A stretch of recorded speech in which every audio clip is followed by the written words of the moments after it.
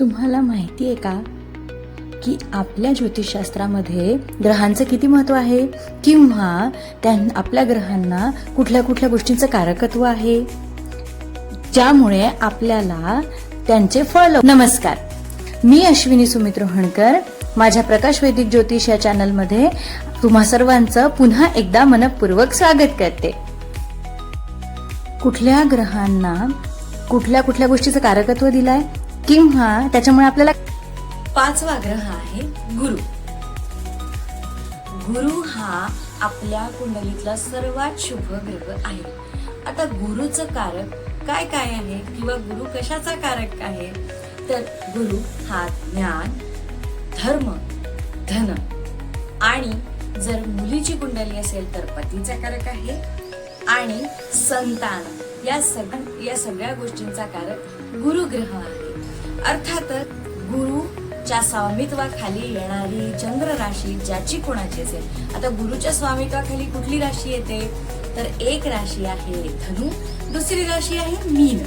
तर ज्या कुठल्या व्यक्तीची चंद्र राशी धनु किंवा मीन असेल किंवा त्याच्या कुंडलीमध्ये गुरु हा अंशात्मिक दृष्ट्या प्रबळ असेल किंवा तो ग्रह दिशाबली असेल किंवा तो पर्सनॅलिटी हाऊस मध्ये प्रेझेंट असेल किंवा त्याची दृष्टी तुमच्या लग्नात असेल, अशी व्यक्ती ही स्वभावाने कशी असेल, अर्थातच ही अशी व्यक्ती स्वभावाने मृदुभाषी पण असेल, ज्ञानी असेल, भरपूर धनी सुद्धा असेल किंवा ज्ञान देण्याची त्यांना आवड असेल किंवा धर्म कर्माची अत्यंत आवड असेल. आध्यात्मिकपणा, धार्मिकपणा, पूजापाठ, कर्मकांड या सगळ्यांमध्ये अतूट विश्वास असणारी अशी ही व्यक्ती असते.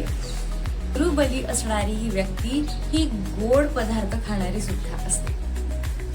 पण जर आपल्या कुंडलीमध्ये गुरु ग्रह हा नीचेचा आहे किंवा तो अंशित्मिक दृष्ट्या दुर्बळ आहे किंवा तो त्याच्या शत्रू राशीत आहे, तर ह्या व्यक्तीचा स्वभाव कसा असेल, अर्थातच त्याला धर्मकर्माची अजिबात आवड असणार नाही, ज्याला आपण सोप्या भाषेत नास्तिक असं म्हणतो, किंवा त्याला अध्यात्मामध्ये पण फार रस नसेल किंवा शिक्षणाची सुद्धा फार त्याला आवड नसेल किंवा शिक्षणामध्ये आपण पुढे जावं असंही त्याला वाटणार नाही किंवा त्याचं शिक्षण कुठेतरी अपूर्ण राहील.